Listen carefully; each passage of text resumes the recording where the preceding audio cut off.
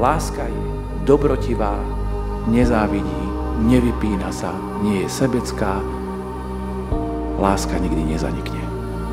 Nech tá láska, s ktorou prichádzate tu, pred svojimi rodičmi a svojimi priateľmi a známymi, nech potom aj o niekoľko rokov vidia, že sa ľúbite.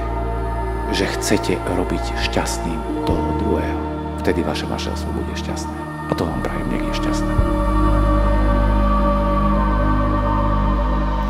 V tejto chvíli sú pevne rozhodnutí žiť vo vzájomnej láske, úcte a oddanosti pre blaho svojej rodiny, ktorú si dnešným dňom spolu zakladajú na radosť vám i všetkým tu prítomným.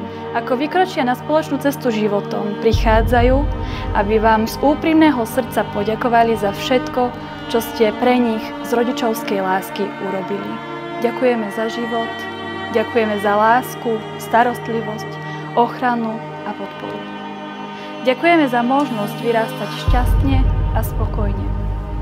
Ďakujeme za to, že nepoznali sme nedostatok. Ďakujeme za možnosť snívať, plniť si sny. Ďakujeme za možnosť robiť chyby a potom ich aj napraviť. Ja, Magdaléna, beriem si teba, Tomáš, za manžela a sľubujem pred všemohúcim Bohom, že ti budem vernou manželkou. A že ťa nikdy neopustím, ani v šťastí, ani nevšťastí, ani v zdraví, ani v chorobe, a že ťa budem milovať a ctiť po všetky dni svojho života.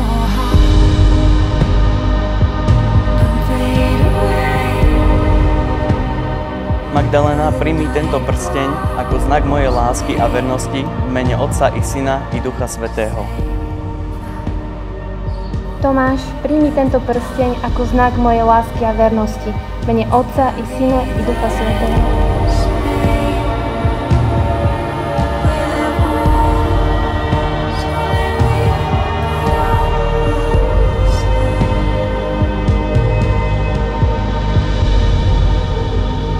A ja v mene Svätej Cirkvi potvrdzujem, že ste uzavreli sviatostné manželstvo, čo Boh spojil, nech človek nerozlučuje.